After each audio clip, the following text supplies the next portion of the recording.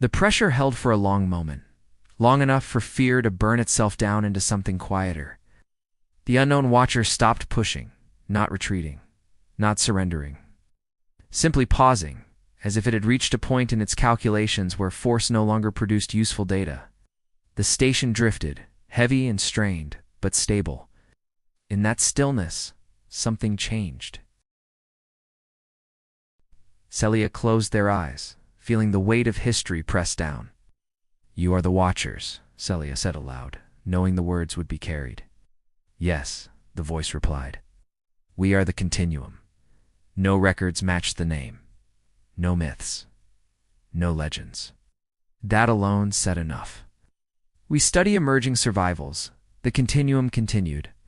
"We intervene when extinction threatens the wider field.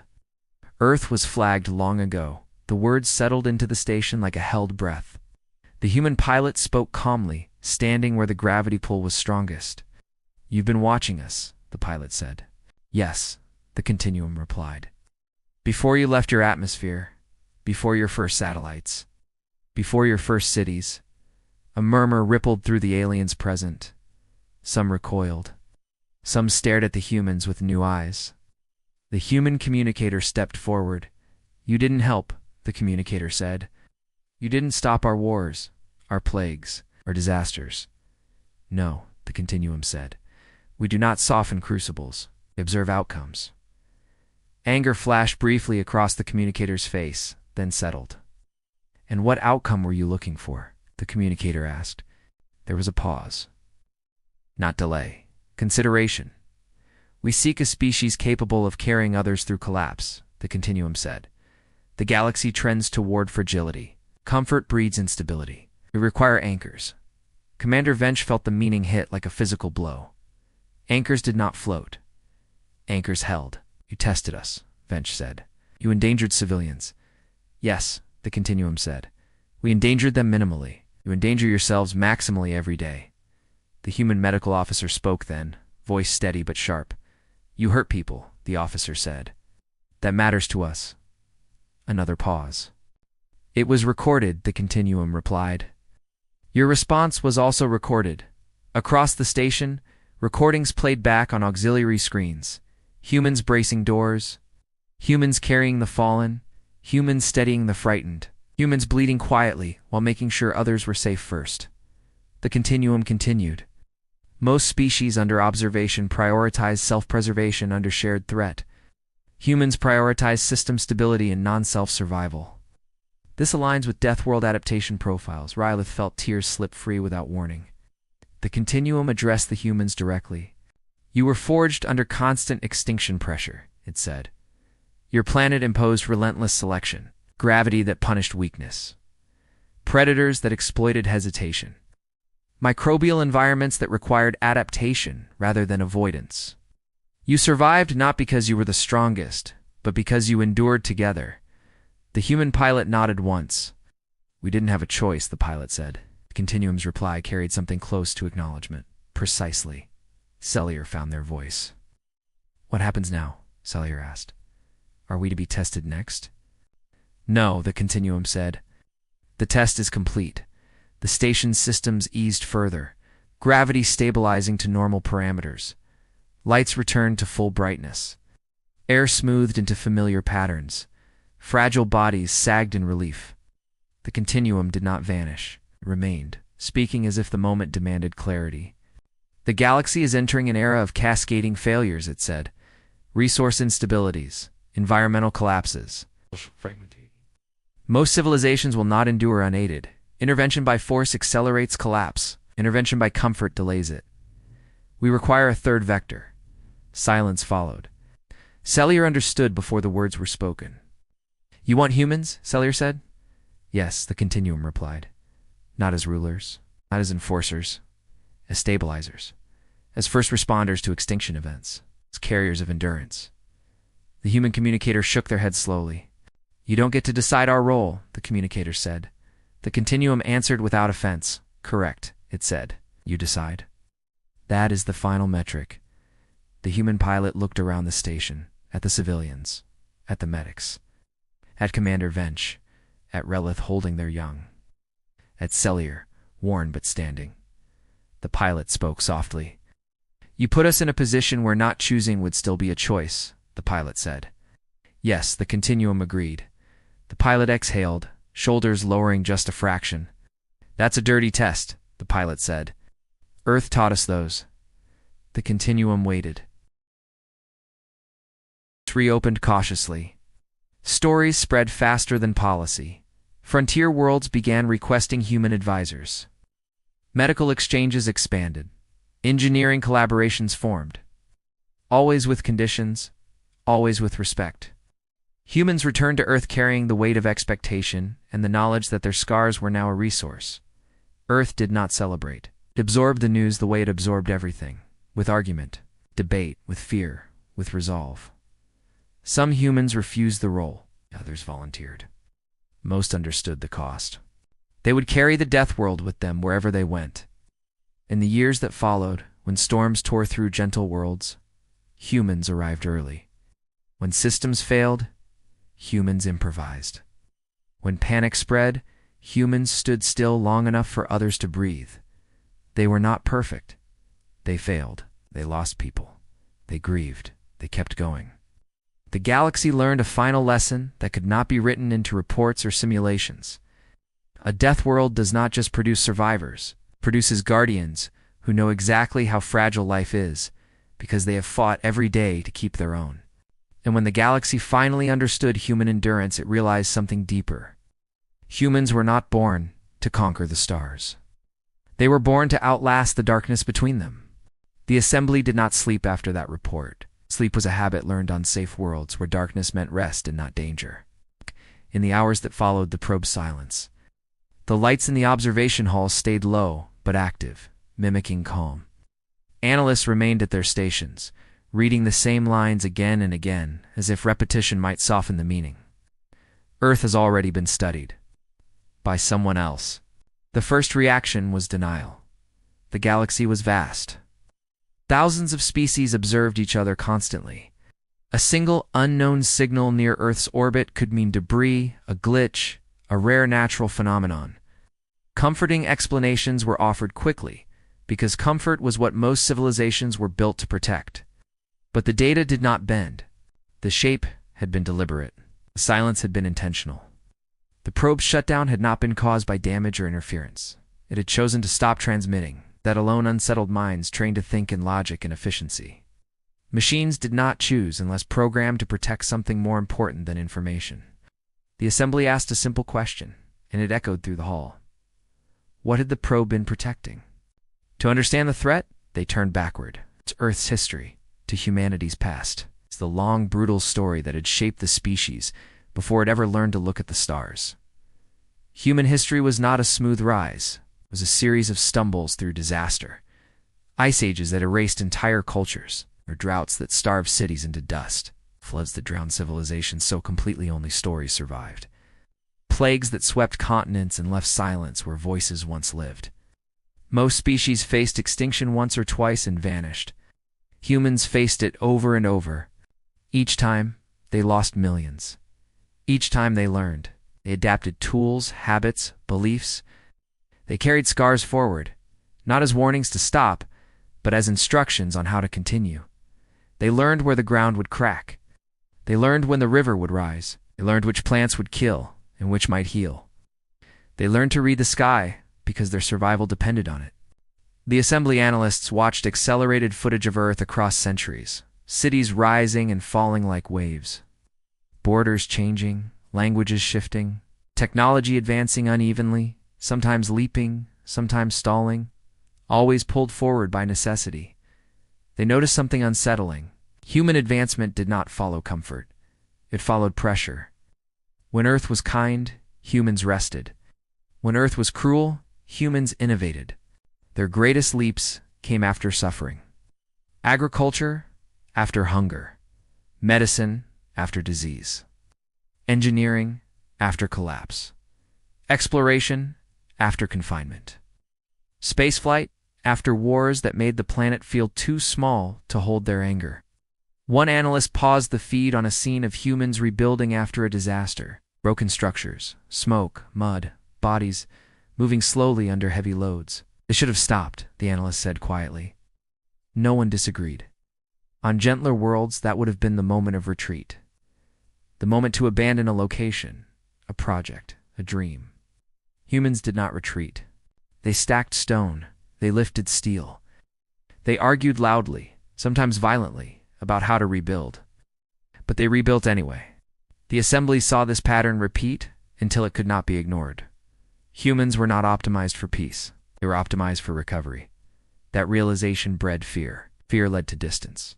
Distance led to silence. Officially, Earth was classified under restricted observation. No contact, no signals, no interference. The assembly told itself it was caution, not avoidance. They told themselves humanity needed time. They told themselves they were protecting both sides. Unofficially, ships adjusted their routes away from Sol. Traders avoided the region. Explorers marked it as unnecessary risk. Stories spread quietly among frontier species about a heavy world full of predators and stubborn survivors. Then, humans began leaving their planet. Not in fleets, not with banners or declarations, just a few at first. Fragile metal shells pushed against gravity that had tried to pin them down their entire lives. Rockets that shook and burned and sometimes failed. Bodies crushed under acceleration, their bones had been shaped to endure. The first human explorers did not look like conquerors. They looked small, awkward, loud. Their technology was crude by galactic standards, but it worked because humans made it work. They built stations that rattled. They patched holes with hands instead of waiting for systems. They adapted faster than the assembly expected, because living in a vacuum was simply another hostile environment to survive. The first time a human died off Earth, the assembly watched closely. The death was slow. Exposure, equipment failure, panic. The kind of end that broke lesser species. The kind that turned off curiosity forever. Humanity mourned. Humanity argued. Humanity improved the design. Then they sent another. And another. The mystery deepened when fragments of human communication reached assembly listening posts. Humans did not speak of space with fear. They spoke of it as a frontier. Dangerous, yes, but familiar in its hostility. Vacuum was honest. Radiation was measurable. Mechanical failure could be anticipated. Space did not lie the way weather did. It did not hide predators in grass or disease in water. It tried to kill you openly. Humans understood that. What unsettled the assembly most was not human ambition. Many species reached for the stars. It was human tone. The way they joked about danger. The way they treated risk as an old companion rather than an enemy. There was a recorded human transmission, archived and replayed in the halls, spoken casually during a repair mission outside a failing station. Gravity almost got me, the human said, voice strained but amused. Guess I'll have to try harder next time. The line was laughed at by other humans. The assembly analysts did not laugh. They began to understand that human endurance was not just physical. It was cultural. It was taught. Children grew up hearing stories not about safety but about persistence, about ancestors who survived worse, about facing storms, facing hunger, facing loss, and standing back up. Earth had trained them to expect pain and continue anyway. The unknown watcher near Earth's orbit became a shadow over every discussion. The assembly searched old records, ancient scans, anything that matched its profile. They found nothing. No known species claimed it. No known technology matched its silence. A theory formed slowly, reluctantly. Oh, wow. Someone else had noticed humans earlier, not when they reached space, but long before. Someone had seen the pattern, a Deathworld producing a species that did not break. Someone had chosen not to interfere, not to conquer, not to uplift. They had chosen to watch. The question that haunted the assembly was why. Because watchers were not passive. They waited for something. Meanwhile, humans continued outward. Mining operations, research stations, trade probes. Small steps that grew larger as confidence replaced caution. Human crews adapted to low gravity, to high radiation, to alien microbes with a speed that shocked medical observers. They complained. They suffered. They pushed through. The first recorded encounter between humans and a non-hostile alien species did not end in violence. It ended in confusion. The aliens were tall, fragile beings from a low-gravity world, Their bodies were built for grace, not strain. They met humans in a shared outpost, expecting dominance or fear. Instead, they met exhaustion. Humans worked longer shifts. Humans lifted equipment. The station's systems struggled to move. Humans sweated, breathed hard, and smiled anyway. They shared food. They shared tools. They asked questions that were direct and sometimes uncomfortable. "How do you live without storms?" one human asked honestly. The alien did not know how to answer. That encounter ended peacefully, but word spread. Frontier species reported that humans were unsettling. Not aggressive, not cruel, but relentless. They did not seem to know when to stop. They did not panic when systems failed. They did not freeze when plans collapsed. They adapted. The assembly received a private message from a frontier governor whose world orbited a quiet star. "We are concerned," the message read. "Humans are friendly, but they do not behave like guests. They behave like survivors preparing for the worst." That line stayed with them. The mystery watcher remained unseen, but its presence was felt. Subtle changes occurred near Earth's system, sensor blind spots, gravitational anomalies that appeared and vanished, as if someone were adjusting the environment carefully, not to harm, but to test. The assembly debated whether to warn humanity. Some argued that humans deserved to know they were being observed. Others argued that interference would provoke unpredictable reactions. Human endurance made them dangerous not because they sought conflict, but because they refused to be controlled by fear. One elder analyst said it plainly. "If they learn they are being watched," she said, "they will not hide. They will look back." The room fell silent, because the data supported it. Humans did not shrink from threats. They approached them. They studied them. They prepared for them. And somewhere near Earth, something had already been studying humanity for a very long time. The final transmission of the probe was replayed one last time before the session ended. The shape in orbit. The clean silence. The deliberate choice to stop speaking. The assembly realized, with growing unease, the galaxy's greatest mistake had not been underestimating human strength. It had been assuming humans would remain unaware forever. Because Earth had taught them one final lesson, a lesson written into their bones. When something watches you from the dark, you do not wait. You endure. You adapt. And eventually you go looking for it. The first official human ship to dock at an assembly-adjacent station was not a warship. That was the part most observers remembered later, when they tried to explain why everything felt so wrong from the beginning. It arrived like an injured thing that refused to die, scorched plating along the belly. A patched section near the aft ring that still carried the faint outline of an old impact. The heat signature was uneven, as if half its systems had been rebuilt in-flight by tired hands. It broadcast a polite request for docking clearance, then waited with a patience that did not feel like submission. It felt like restraint. The station was built by soft-world engineers, clean corridors, gentle lighting, air-tuned to calm breathing. Even the hum of machinery was dampened to reduce stress responses. The human ship made those same systems sound small. When its airlock sealed, the vibration traveled through the docking ring like a heartbeat. The first human stepped through wearing a plain suit, not armor, but it still looked heavy compared to what the station's residents wore. The human moved with the slight resistance of someone used to gravity pulling harder than this place could imitate. The stride was careful, not timid, like someone walking on ice they did not trust. A greeter from the assembly's diplomatic corps approached with practiced grace. The alien's limbs were long and thin, joints designed for low strain. Its voice was smooth, trained to soothe. "Welcome," it said. "You are safe here." The human paused, helmet off, face marked by tired lines, and the dull look of a person who had slept in short bursts for weeks. There was no threat in the human's posture, no insult in the eyes. Just a calm, stubborn reality. "Safe is a big word," the human said softly. The greeter's translator hesitated, then rendered the phrase exactly. The diplomatic corps noted the human's tone. Not hostile, not mocking, honest. As if the humans simply did not believe in safety, the way the galaxy did.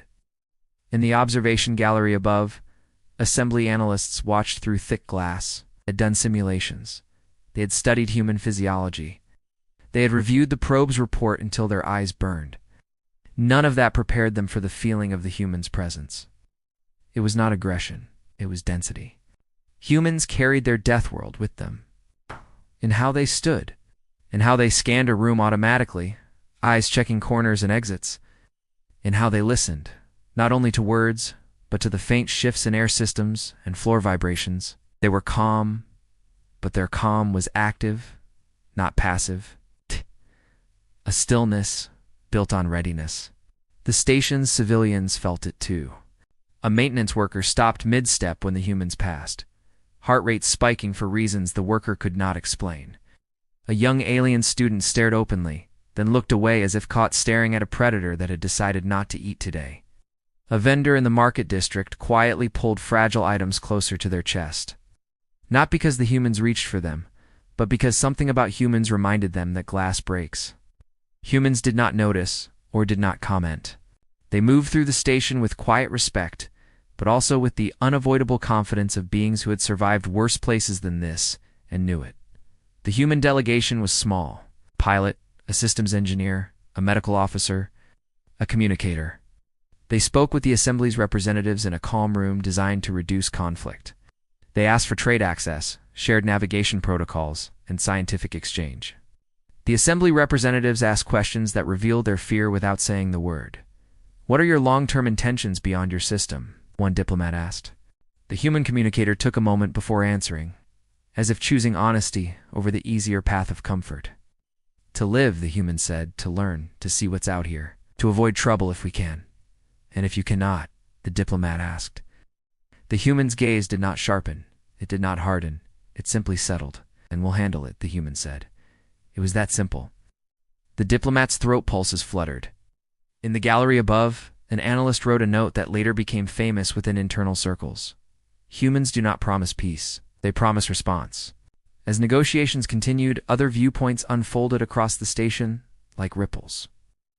On the residential ring, a civilian named Relentless sat in a small living pod with its partner and two young. Relentless belonged to a species that evolved on a world where predators were rare and storms were gentle. Their bodies were light, their skin thin, their muscles built for slow movement. Relentless had watched the humans from a corridor corner earlier and could not shake the feeling. "They walk like the floor might attack them," the partner whispered, voice low, as if the humans could hear through walls. Relentless made a soft gesture of agreement. The young had asked questions. "Are they going to hurt us?" one child asked. Relentless did not know how to answer. The humans had not threatened anyone. They had not raised their voices. They had offered medical assistance in the public clinic without being asked. Yet fear moved through the station anyway, spreading in the quiet spaces between words. Relentless finally said the truth as gently as possible. "I think they have been hurt before," Relentless told the child. "A lot, and they learned how to keep going." That was not comforting. It was worse. It suggested a kind of strength born from suffering that Relentless could not imagine and did not want near their young. In the station's security wing, Commander Vench watched the same humans with a different kind of worry. Vench was not a diplomat. Vench was a veteran of border incidents, trained in deterrence and containment. Vench studied human movement patterns on a monitor. The way the pilot always positioned their body with a wall at their back. The way the engineer's hands hovered near tools, as if ready to repair or improvise at any moment. The way the medical officer scanned faces like triage, reading subtle signs of stress. These were not the habits of tourists. These were survival instincts. Vench called a subordinate to the office and spoke without softness. "If a crisis happens on this station," Vench said, "the humans will not follow our procedures. They will follow their own." The subordinate shifted nervously. "Is that a threat?" "It could be," Vench answered. "It could also save us. That is the problem. We do not know which." In the diplomatic room, the assembly's senior observer, an elder named Cellier, watched the humans and found a different emotion beneath fear. Respect. Cellier had lived long enough to see soft worlds fall apart from minor stress, a trade disruption, a failed harvest, a brief medical shortage. Cellier had watched societies panic and tear at themselves when their comforts cracked. Humans spoke of hardship the way others spoke of weather. It was not dramatic. It was assumed. They did not expect the universe to be kind.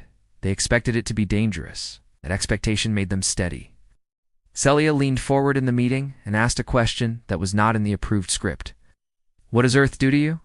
Celia asked. The humans exchanged glances. The medical officer answered, voice low. "It makes you tired," the medical officer said. "It makes you tough. It makes you lose people. It makes you learn. You grow up knowing the world doesn't care if you're good. It'll still try to kill you." The translator rendered it cleanly. Celia felt a chill that had nothing to do with temperature. "You live with that every day?" Celia asked. The pilot gave a small, humorless smile. "We live with it," the pilot said. "Or we don't. That's Earth." The negotiations should have ended there, with cautious agreements and controlled contact. They did not. Because the unknown watcher chose that moment to make a move. It began as a minor station anomaly, a small drift in the orbit stabilization array, a routine issue. Engineers logged it, planned a correction, and moved on. Then a second anomaly appeared, deeper in the station's power regulation systems.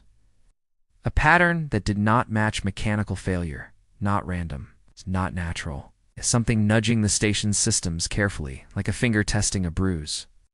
Security Command raised alert levels without announcing it to the public. They did not want panic. Panic on a soft-world station was more dangerous than many threats. Commander Vench ordered internal scans. The station's sensors reported nothing. Nothing was the problem. On the human ship, the systems engineer noticed the shift first. Not because human technology was superior, because the engineer's instincts were trained by endless failure and repair. A Deathworld-trained mind did not trust smooth data. It trusted patterns, in the absence of expected noise. The engineer pointed at the screen and spoke quietly to the pilot. "That's not our error," the engineer said. "That's someone touching the grid." The pilot's face tightened in a way that did not show fear. It showed focus. "Can we prove it?" the pilot asked. "Not with their system logs," the engineer said. "They filter everything to keep people calm. It hides the spikes." The human medical officer looked toward the station corridor, hearing nothing, sensing nothing, but still uneasy. The communicator was already drafting a message to the assembly diplomats, choosing words that would not ignite panic. Across the station, civilians felt only a faint flicker in the lights, a tiny tremor in the floor, enough to make Ralith's young look up. "What was that?" the child asked. Ralith forced a soothing tone. "Probably maintenance," but Ralith's hands trembled anyway. Commander Vench watched the alerts pile up like rain. Each one small, each one dismissible. Together, they formed a picture that made Vench's stomach tighten. Someone was mapping the station's response time. Someone was learning how quickly soft systems could be pushed before they failed. Vench requested emergency permission to isolate the human ship, to hold the delegation until the anomaly was resolved. The request was denied by diplomatic authority. The assembly did not want to insult humans. They also did not want humans anywhere near a situation that might reveal fear and weakness. That decision would haunt them later. Cellier noticed the human's subtle change in posture during the meeting. The pilot's attention kept drifting toward the door. The engineer's fingers tapped a rhythm against their own palm, a habit of restraint. The medical officer's eyes narrowed slightly, as if listening to something behind the walls. "You sense it," Cellier said. The human communicator hesitated, then nodded once. "Something's wrong," the communicator said. "We don't know what yet." Cellier's voice dropped. "Is it you?" The communicator's face showed a brief flash of offense, then understanding. Alien fear, simple and direct. "No," the communicator said. "Shh. If it was us, you'd already know. That was not a threat. It was a statement of capability."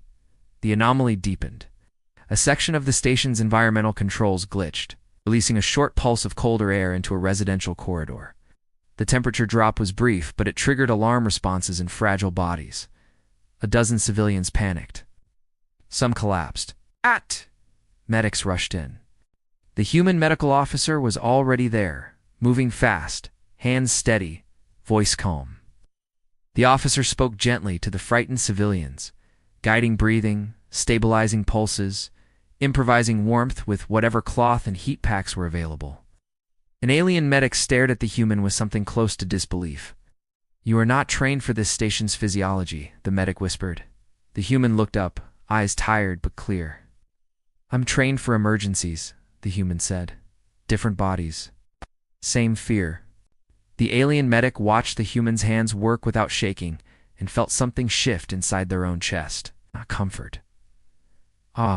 Elsewhere, Commander Vench ordered a full lockdown of maintenance shafts. Teams moved to secure access points.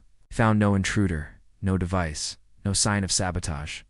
The station itself was being manipulated from a distance like a puppet. Vench realized, in that moment, that the unknown watcher was not watching humans from the dark. It was watching everyone. It was choosing when to press. In the diplomatic room, Celia received a security update, eyes widening slightly as the data came in. "This is escalating," Celia said to the humans. The human pilot did not ask for permission. "We can help," the pilot said. Celia's breath caught. "This is not your station." The pilot's gaze stayed steady. "And this is not your threat alone," the pilot said. For the first time since humans arrived, the assembly representatives saw the true contrast in action. Soft world diplomacy wanted to slow down, to negotiate, to keep calm until clarity arrived. Humans did not wait for clarity. They moved toward danger because that was how you survived it. Commander Vench watched on a monitor as the human pilot and engineer walked through a corridor toward the station's core access, escorted by nervous security. The human's pace was controlled, but there was a readiness in every step. Vench felt a grim thought form. If the unknown watcher had been studying humans, then this station was not an accident. It was a stage, a place where fragile civilizations could be tested, and where humans could be measured in the open. And as the lights flickered again, longer this time, the air systems hissed with an unfamiliar strain. The station's residents began to realize something terrifying. The galaxy's fear of humans might not matter, because whatever was out there, whatever had been watching Earth first, might be far more interested in what humans did when the people around them started to break. The station no longer felt gentle, its lights dimmed in uneven pulses, no longer timed to biological comfort cycles but to strained power reroutes. The air carried a faint metallic sharpness, the smell of systems pushed beyond design. Soft world architecture had always hidden stress behind smooth surfaces. Now those surfaces betrayed it, trembling with each corrective adjustment. For many civilians, this was the first time their world had not obeyed them. Panic did not explode all at once. It crept. It showed in shallow breaths, in clustered groups along corridors, in whispered questions that had no answers. Station announcements urged calm, in voices carefully tuned to soothe. But the words sounded thin against the growing sense that something unseen was touching the walls. Commander Vench stood in the security command center, hands braced on the console, watching overlapping feeds. Every system still functioned. That was the problem. A true attack would have broken something. This was restraint. Precision. The kind that required confidence. "We are being tested," Vench said quietly. No one argued. In the residential ring, Rolith held both young close as another tremor ran through the floor. Not strong enough to knock them down, but enough to make the station feel suddenly unfamiliar, like a home that had shifted its weight. "Why is it happening?" the smaller child asked, voice trembling. Relith searched for words that would not frighten, then stopped trying to soften the truth. "I do not know," Relith said, "but listen to me. If you see the humans, stay near them." The partner looked sharply at Relith. "You think they can stop this?" Ralith shook their heads slowly. "No. I think they know how to stand inside it." That realization spread faster than any official announcement. Humans did not panic when the lights flickered. They did not rush or shout. They moved with purpose through the station's corridors, guided by security, but clearly not dependent on them. The human engineer spoke in low tones to station technicians, translating unfamiliar system behavior into practical steps. The human medical officer turned a public concourse into a temporary triage area, organizing frightened civilians into calm clusters, showing them how to slow their breathing, how to sit, how to keep from collapsing under fear. The alien medics followed the humans' lead without discussion. For the first time in the assembly's history, protocol yielded to instinct. In the station core, where gravity, regulation, and power distribution met in a dense web of conduits, the air vibrated with tension. The unknown watcher's influence grew bolder. Gravity fluctuated by small margins, just enough to unsettle bodies used to stability. Fragile aliens staggered, some falling. Alarms chimed and were silenced, chimed and silenced again, as automated systems fought invisible adjustments. The human pilot felt the shift immediately. "Gravity's being played with," the pilot said. "Whoever's doing this understands leverage." Cellier stood nearby, gripping a railing as another fluctuation passed. The elder's voice was steady, but the effort showed. "Your people adapt to this?" Cellier asked. The pilot nodded once. "Earth never stops pulling. You learn to feel it change before instruments do." Cellier closed their eyes briefly. That was when it became clear to many watching that this was no longer an abstract danger. It was a demonstration. The unknown watcher wanted to see responses. Security teams tried to isolate sections of the station, sealing bulkheads, rerouting power. Each adjustment was met by a counter-adjustment from the unseen presence, not overwhelming. Just enough to keep pressure constant, enough to fray nerves. Commander Vench received a report that chilled them more than any alarm. External sensors had gone blind, not destroyed. Masked, the station existed inside a pocket of silence. Whatever was watching had complete control over what came in and out. "This is containment," Vench said to the command staff. "Not attack. They are seeing how we behave under stress." "And what about the humans?" an officer asked. Vench's eyes tracked a live feed of the human delegation moving toward the core access. "I think they are the point," Vench said. In the corridors, civilians began to gather near the humans without being told.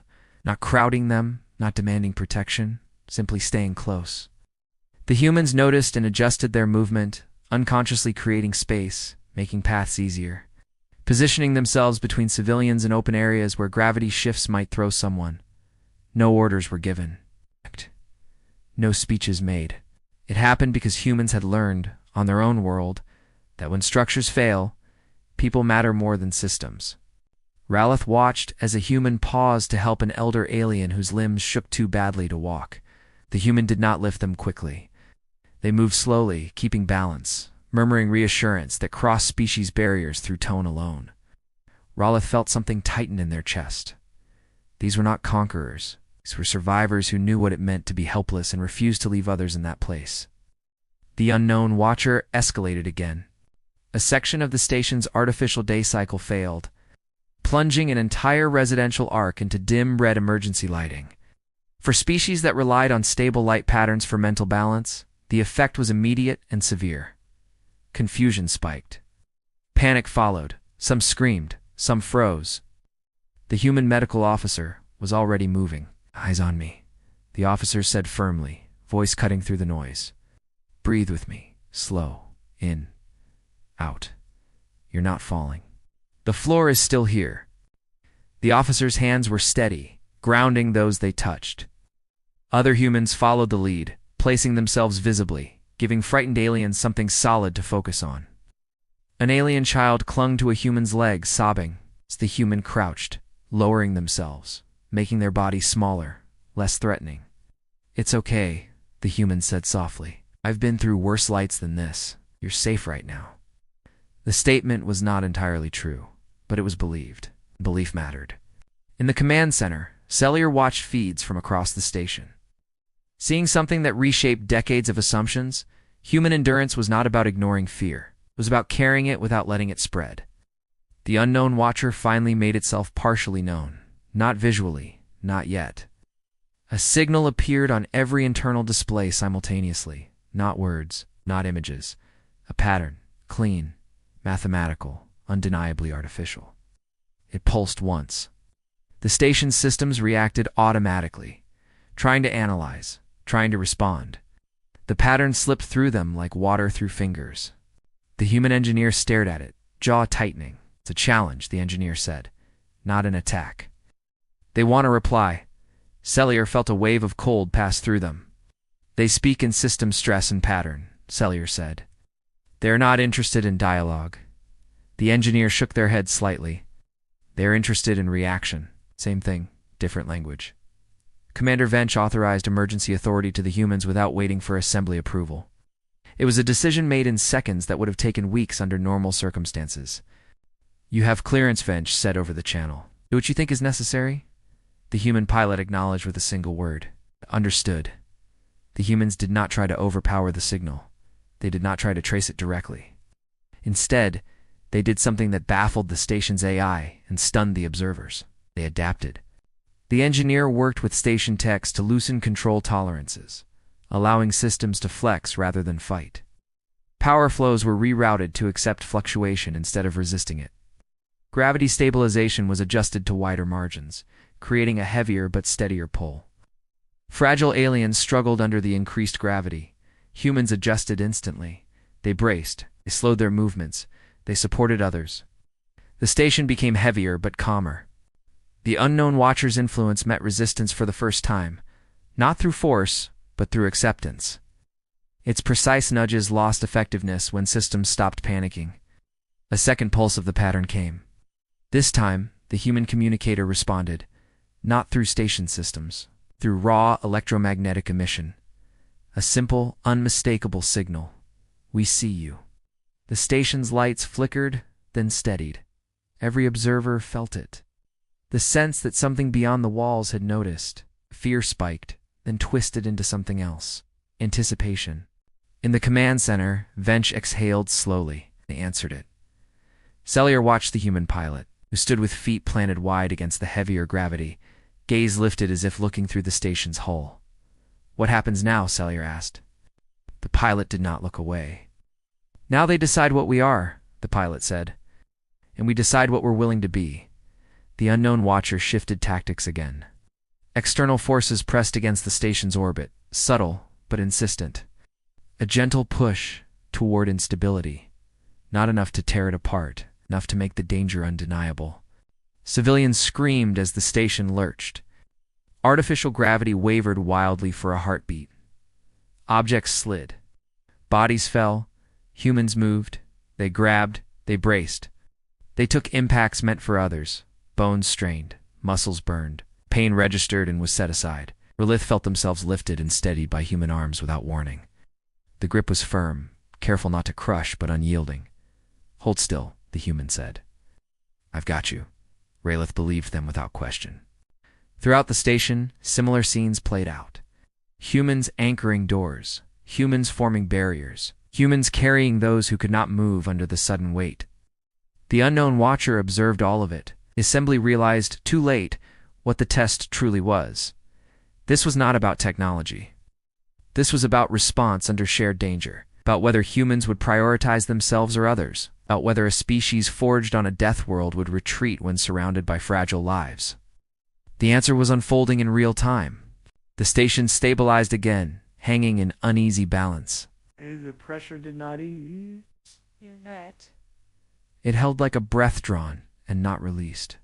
The humans gathered near the core, faces drawn, bodies tired but unbroken. The alien observers, commanders, civilians, all watched them now, no longer with simple fear. With understanding, Earth had not made humans kind. It had made them capable. Capable of standing when others fell. Capable of carrying weight that was not theirs. Capable of meeting an unseen threat and saying without words that it would not be the only one to decide how this ended. Somewhere beyond the station's hull, the unknown watcher adjusted its calculations, because it had finally seen what happened when a Deathworld species was placed among the gentle and asked, without warning, to choose. And whatever choice it was measuring, whatever outcome it was waiting for, the galaxy felt the pull toward it like gravity itself. Something inevitable was coming, and this time humanity was not alone in facing it. The pressure held for a long moment, long enough for fear to burn itself down into something quieter. The unknown watcher stopped pushing, not retreating, not surrendering. Simply pausing, as if it had reached a point in its calculations where force no longer produced useful data. The station drifted, heavy and strained, but stable. In that stillness, something changed.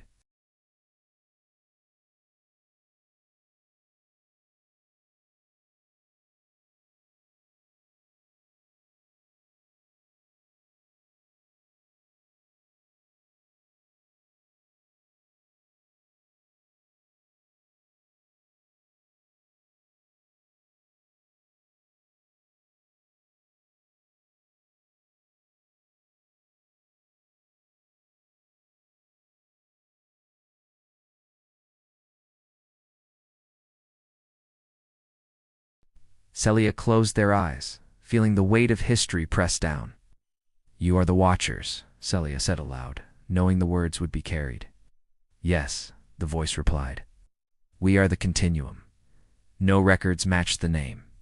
No myths. No legends. That alone said enough. We study emerging survivals, the Continuum continued. We intervene when extinction threatens the wider field. Earth was flagged long ago. The words settled into the station like a held breath. The human pilot spoke calmly, standing where the gravity pull was strongest. You've been watching us, the pilot said. Yes, the Continuum replied.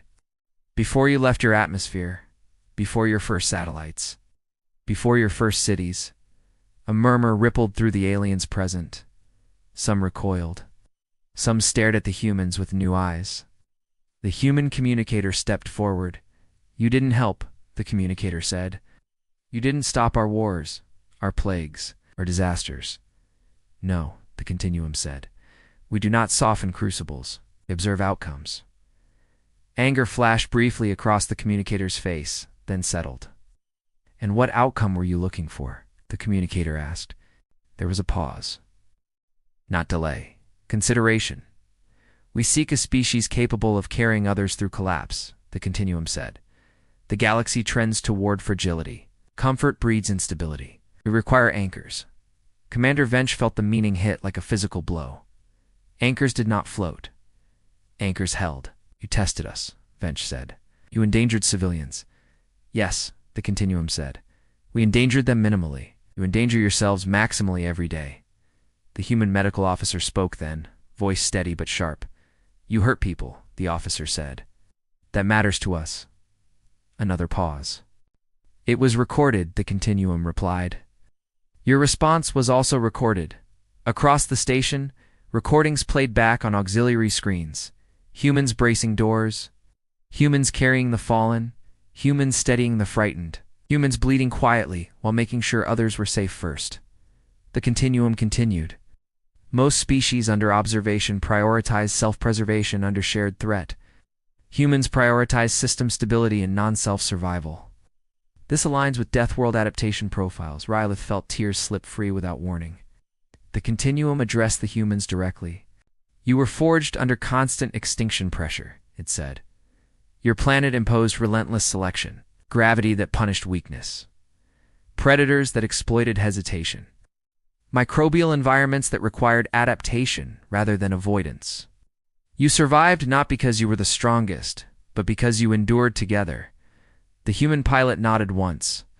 We didn't have a choice, the pilot said. The Continuum's reply carried something close to acknowledgement. Precisely. Cellier found their voice. What happens now? Cellier asked. Are we to be tested next? No, the Continuum said. The test is complete. The station's systems eased further, gravity stabilizing to normal parameters. Lights returned to full brightness. Air smoothed into familiar patterns. Fragile bodies sagged in relief. The Continuum did not vanish. It remained, speaking as if the moment demanded clarity. The galaxy is entering an era of cascading failures, it said. Resource instabilities, environmental collapses. Most civilizations will not endure unaided. Intervention by force accelerates collapse. Intervention by comfort delays it. We require a third vector. Silence followed. Cellier understood before the words were spoken. You want humans? Cellier said. Yes, the Continuum replied. Not as rulers, not as enforcers, as stabilizers, as first responders to extinction events, as carriers of endurance. The human communicator shook their head slowly. You don't get to decide our role, the communicator said. The Continuum answered without offense. Correct, it said. You decide. That is the final metric. The human pilot looked around the station, at the civilians, at the medics, at Commander Vench, at Relith holding their young, at Cellier, worn but standing. The pilot spoke softly. You put us in a position where not choosing would still be a choice, the pilot said. Yes, the Continuum agreed. The pilot exhaled, shoulders lowering just a fraction. That's a dirty test, the pilot said. Earth taught us those. The Continuum waited. The human medical officer stepped forward. We won't be your tools, the officer said. We won't break ourselves to hold a galaxy together that refuses to change. The Continuum accepted this without argument. Understood, it said. The human engineer spoke next. But we won't walk away either, the engineer said, because people will die if we do. We don't do well with that. The Continuum processed this. Clarify, it said. The human communicator met the unseen presence head-on. We'll help, the communicator said, on our terms. We don't conquer, we don't impose. We show up when things fall apart. We teach what we know. We take losses, we leave scars. And we walk away when stability returns. The Continuum paused longer this time, Costad asked. The human pilot did not hesitate. Right. It costs us, the pilot said. Every time, the Continuum considered. This aligns with projection, it said. Across the station, aliens listened in silence, realizing something profound. Humans were not volunteering because they wanted power. They were volunteering because they could not ignore suffering once they saw it. Cellier felt a weight lift, and another settle in its place. You inspire fear, Cellier said quietly to the humans, and now I understand why. The human pilot looked tired. We're not heroes, the pilot said. We're just used to bad days. The Continuum delivered its final statement. Humanity will be designated a frontier stabilizer species, it said. Observation will continue. No further tests of this nature will be conducted without consent. The galaxy will be informed and Earth, the human communicator asked. The Continuum replied without hesitation. Earth remains unaltered, it said. Its crucible is essential. We will not interfere. The humans accepted this with grim understanding. The signal faded gently, leaving systems intact. No damage, no trace beyond the memory of pressure and the knowledge of being seen. The station erupted into quiet, stunned relief. Civilians hugged strangers. Medics slumped against walls. Security officers finally allowed themselves to breathe.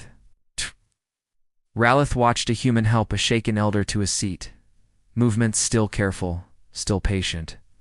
Commander Vench approached the human pilot and extended a formal gesture of respect. You saved lives, Vench said. The pilot shook their head. We stood where we were needed, the pilot said. Cellier addressed the assembly later when the station had recovered enough to transmit. The galaxy studied Earth, Cellier said, voice steady. It misunderstood humans until today. They are not dangerous because they seek dominance. They're dangerous because they endure what would break us, and then they keep going. Trade routes reopened cautiously. Stories spread faster than policy. Frontier worlds began requesting human advisors. Medical exchanges expanded. Engineering collaborations formed. Always with conditions, always with respect. Humans returned to Earth carrying the weight of expectation and the knowledge that their scars were now a resource. Earth did not celebrate. It absorbed the news the way it absorbed everything, with argument, debate, with fear, with resolve. Some humans refused the role, others volunteered. Most understood the cost. They would carry the Deathworld with them wherever they went. In the years that followed, when storms tore through gentle worlds, humans arrived early. When systems failed, humans improvised. When panic spread, humans stood still long enough for others to breathe. They were not perfect. They failed. They lost people. They grieved. They kept going. The galaxy learned a final lesson that could not be written into reports or simulations. A Deathworld does not just produce survivors, it produces guardians who know exactly how fragile life is because they have fought every day to keep their own. And when the galaxy finally understood human endurance, it realized something deeper. Humans were not born to conquer the stars. They were born to outlast the darkness between them.